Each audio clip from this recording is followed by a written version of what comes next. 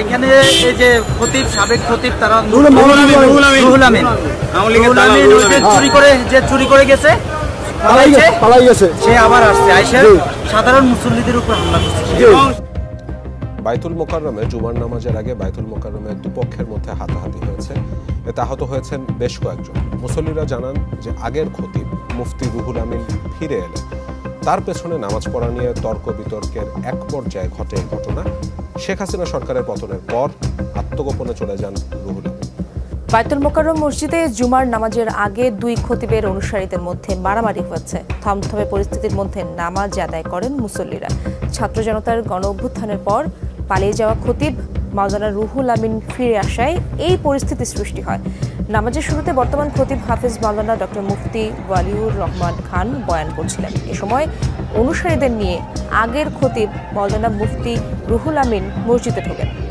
জাতীয় মসজিদ বায়তুল মোকাররমে নজিরবিহীন সংঘর্ষের ঘটনা ঘটেছে। বর্তমান এবং সাবেক দুই খতিবের অনুসারীদের মধ্যে এই সংঘর্ষ হয়।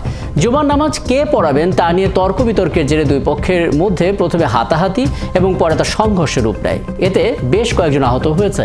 পরে সেনাবাহিনী এবং পুলিশের হস্তক্ষেপে পরিস্থিতি নিয়ন্ত্রণে আসে। এই ঘটনায় একজনকে গ্রেপ্তার করা হয়েছে। সুপ্রিয় দর্শক শ্রোতা, আরও একটি আপডেট নিউজে আপনাদের সকলকে জানাই স্বাগতম। দর্শক, শুক্রবারে বাইতুল মোকাররম মসজিদে নামাজ পড়া নিয়ে রণক্ষেত্র শুরু হয়েছে। দর্শক, এদিকে আমরা যে নিউজটি পেয়েছি, মাফিয়া সরকার শেখ হাসিনার আদেশেই নাকি সেখানে রণক্ষেত্র শুরু হয়েছে। দর্শক, সেই গোলাপগঞ্জের বাসী সেই গোলাপগঞ্জ থেকে 12টা লোক নিয়ে এসে সেই মসজিদে নামাজ পড়া অবস্থায় সেই মুসল্লিদের উপরে আক্রমণ শুরু হয়। দর্শক, রীতিমতো আজকের এই ভিডিওটি দেখলে আপনার গায়ের পশম দাঁড়িয়ে যাবে। সুপ্রিয় দর্শক, ইতিমধ্যে আমরা শুনেছিলাম সেই খতিব নাকি পালিয়েছিলেন, আর সে হচ্ছেন একজন আওয়ামী লীগের দালাল, সে হচ্ছেন একজন নৌকার দালাল। দর্শক শ্রোতা, অত্যন্ত গুরুত্বপূর্ণ চাঞ্চল্যকর তথ্য রয়েছে আজকের এই ভিডিওতে। দর্শক, কে কোন জেলা থেকে আজকে আমাদের এই ভিডিওটি দেখছেন অবশ্যই কমেন্টসের মাধ্যমে জানিয়ে দিন। দয়া করে আজকের এই ভিডিওটি আপনার সোশ্যাল মিডিয়াতে একটু শেয়ার করে দিন। চ্যানেলে যদি নতুন হয়ে থাকেন, প্রতিনিয়ত সবার আগে আপডেট নিউজগুলো পেতে আমাদের এই চ্যানেলটি সাবস্ক্রাইব করে রাখুন ও একটি লাইক দিয়ে দেখতে থাকুন সম্পূর্ণ ভিডিওটি।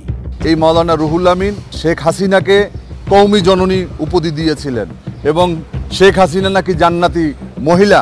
এমন একজন কট্টর আওয়ামী সমর্থক এবং শেখ হাসিনার একজন লেসপেন্সার মুফতি রুহুল আমিনকে তার পিছনে নামাজ পড়বেন না এই কথা বলার সাথে সাথে সাধারণ মুসল্লিদের উপর অতর্কিতভাবে যুবলীগ ছাত্রলীগের গুন্ডা বাহিনী বিভিন্নভাবে তাদেরকে হামলা করেছে, লাঠিপেটা করেছে, পানির বোতল, জুতা নিক্ষেপ করে মসজিদের ভিতরে যেই লঙ্কাকাণ্ড সৃষ্টি করেছে, এটা বাংলাদেশের ইতিহাস তো দূরের কথা, উপমহাদেশের কোনো দেশে একটা জাতীয় মসজিদের ভিতরে এমন কুরুক্ষেত্র যুদ্ধক্ষেত্র হয় এটা আমরা কিন্তু কখনো দেখি নাই। কিন্তু আজকে আমরা দেখলাম সেই গোপালগঞ্জ থেকে যুবলীগ ছাত্রলীগ আওয়ামী লীগের নেতাকর্মীদের বাসে করে এনে তারপরে নামাজের আগে তিনি এই বাইতুল মোকাররমে সন্ত্রাসীদেরকে জড়ো করেছেন। এর দায় মুফতি রুহুল আমিনের। এর জন্য তাকে দৃষ্টান্তমূলক বিচার করা উচিত, তাকে শাস্তি দেওয়া উচিত, তাকে গ্রেপ্তার করা উচিত।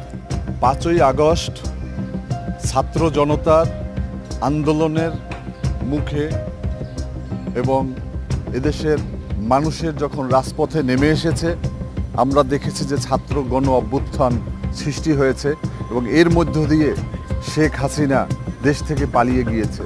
আমরা দেখেছি যে শেখ হাসিনার অনেক প্রাতাত্মা, অনেক লেসপেন্সার তারাও কিন্তু পালিয়ে গিয়েছে। কিন্তু বাইতুল মোকাররমের খতিব মুফতি রুহুল আমিন তাকেও দেখেছে যে তিনিও পালিয়ে গিয়েছে এই আন্দোলনের মধ্য দিয়ে। কিন্তু হঠাৎ করে আমরা দেখলাম যে এই মসজিদে জুমার নামাজের দীর্ঘদিন অনুপস্থিত থাকার পরে আজকে তিনি সেই গোপালগঞ্জ থেকে যুবলীগ ছাত্রলীগ আওয়ামী লীগের নেতাকর্মীদের বাসে করে এনে তারপরে নামাজের আগে তিনি এই বাইতুল মোকাররমে সন্ত্রাসীদেরকে জড়ো করেছেন এবং সেখানে তারা যখন এই সাধারণ মুসল্লিরা মাওলানা রুহুল আমিনকে যখন তার পিছনে নামাজ পড়বেন না, তিনি যখন এই একজন শেখ হাসিনাকে এই মাওলানা রুহুল আমিন কওমি জননী উপাধি দিয়েছিলেন এবং শেখ হাসিনা নাকি জান্নাতি মহিলা, এটা তিনি বলেছিলেন। এমন একজন কট্টর আওয়ামী সমর্থক এবং শেখ হাসিনার একজন লেসপেন্সার মুফতি রুহুল আমিনকে তার পিছনে নামাজ পড়বেন না এই কথা বলার সাথে সাথে সাধারণ মুসল্লিদের উপর অতর্কিতভাবে যুবলীগ ছাত্রলীগের গুন্ডা বাহিনী বিভিন্নভাবে তাদেরকে হামলা করেছে, লাঠিপেটা করেছে,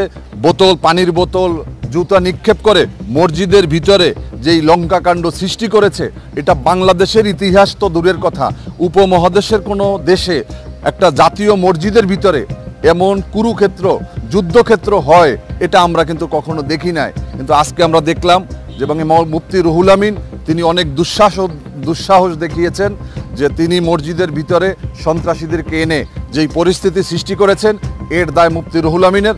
এর জন্য তাকে দৃষ্টান্তমূলক বিচার করা উচিত, তাকে শাস্তি দেওয়া উচিত, তাকে গ্রেপ্তার করা উচিত। এবং যেই সমস্ত আওয়ামী পান্ডারা, যেই সমস্ত সন্ত্রাসীরা, যেই সমস্ত আজকে আমাদের ইসলাম ধর্মের এই যে ভিতরে যে একটা কালিমার লোপন করেছে, মুসলমানদের ইতিহাস ঐতিহ্য রয়েছে যে সমস্ত ভেদাভেদ ভুলে আমরা যখন মসজিদে যাই, নামাজ পড়তে যাই, কে কোন দল, কে কোন পথ, কে কোন মতের, এখানে কিন্তু আমরা এটাকে কিন্তু কখনো কোনোভাবে বড় করে আমরা দেখি না। আমরা সেখানে কৃষক, শ্রমিক, একজন উচ্চবিত্ত, নিম্নবিত্ত সব আমরা একাকার হয়ে মসজিদে আমরা একই সাথে দাঁড়িয়ে যাই। এটা হচ্ছে আমাদের ইসলামের একটা সৌন্দর্য যে আমরা মসজিদে আমাদের নামাজের ক্ষেত্রে আমাদের কোনো শ্রেণীবিভেদ নাই, আমরা গরিব, ধনী, কালো, ধলো সবাই আমরা একই সাথে দাঁড়িয়ে যাই। কিন্তু আজকে মসজিদের ভিতরে যেই ঘটনা সৃষ্টি করেছে এই আওয়ামী লেসপেন্সার মুফতি রুহুল আমিন, এটা আসলেই একটা ঘৃণা এবং এর তীব্র নিন্দা এবং প্রতিবাদ জানাই যে আজকে আমাদের জাতীয় মসজিদকে আজকে কলুষিত করা হয়েছে এবং আমাদের সাধারণ মুসলমানদের হৃদয়ে কুঠারাঘাত করা হয়েছে এবং এর জন্য তাকে চরম শাস্তি দেওয়া উচিত। এবং আজকে যারা ক্ষমতায় যারা আছেন তাদের তো আমাদের অনেকের ব্যাপারে কিন্তু অনেক বক্তব্য রয়েছে। এক উপদেষ্টা রয়েছেন যিনি আমাদের এইখানে বাংলাদেশের যে শরীফার যে আমরা দেখেছি যেই আমাদের যেই লিঙ্গ পরিবর্তনের জন্য এক উপদেষ্টা রয়েছেন শারমিন মোর্শেদ, এটাকে তিনি প্রশ্রয় দেন এবং এটা নিয়ে তিনি কাজ করেন এবং ঢাকা বিশ্ববিদ্যালয়ের ভিতরে একটা অনুষ্ঠানে তিনি তাদেরকে পৃষ্ঠপোষকতা করার ঘোষণাও দিয়েছিলেন। ব্রতির যেই প্রধান শারমিন মোর্শেদ, তিনি এরকম অনেক উপদেষ্টা রয়েছেন যারা ইসলাম বিদ্বেষী, মুসলিম বিদ্বেষী, তাদের অনেক রয়েছে। আমরা এগুলো বলতে চাই না, কেননা এই অন্তর্বর্তীকালীন সরকার এটা জনগণের সরকার না। জনগণের সরকার তাকে বলা হয় যাকে জনগণ ভোট দিয়ে তাদেরকে তৈরি করে, তাদের কাছে জনগণের প্রত্যাশা থাকে। এই সরকারের কাছে আমরা নির্দিষ্ট কিছু বিষয়ে আমরা পরিবর্তন চাই, আমরা নির্বাচন ব্যবস্থার সংস্কার চাই, আমরা একটা সংবিধান, এই যে বিতর্কিত সংবিধান, এই সংবিধানটাকে তারা একটা নতুন একটা সংবিধান প্রণয়ন করবে। কারণ হচ্ছে এই সংবিধানটাকে আওয়ামী লীগ কেটে সেটে এটাকে একটা সেরা খাতায় পরিণত করেছে এবং সুরঞ্জিত সেন গুপ্ত শেখ হাসিনাকে খুশি করার জন্য এটাকে একটা আওয়ামী লীগের গঠনতন্ত্রে পরিণত করেছে। এই সংবিধানটাকে ছুঁড়ে ফেলে দিতে হবে, কেননা এতে মিথ্যাচারে ভরা এবং সেখানে এমন সব মিথ্যাচার করা হয়েছে মুক্তিযুদ্ধ নিয়ে, এদেশের মানুষ আশা আকাঙ্ক্ষাকে নিয়ে, যেটাকে কোনোভাবে আমরা মেনে নিতে পারি না। এবং আমাদের এই নির্বাচন এবং নির্বাচন ব্যবস্থারও পরিবর্তন হওয়া দরকার। আমি মনে করি যে জাতীয় সংসদ নির্বাচন এটাকে 5 বছরের জায়গায় 4 বছর করা যায় কিনা এবং দ্বিকক্ষ বিশিষ্ট পার্লামেন্ট আমাদের করা উচিত। আমাদের একই প্রধানমন্ত্রী এবং রাষ্ট্রপতি, তাদের যে ক্ষমতার ভারসাম্য, একজনে দেখা গেছে যে 99% ক্ষমতা ভোগ করবে আর একজনে 1% ক্ষমতা ভোগ করবে, এটা তো হতে পারে না।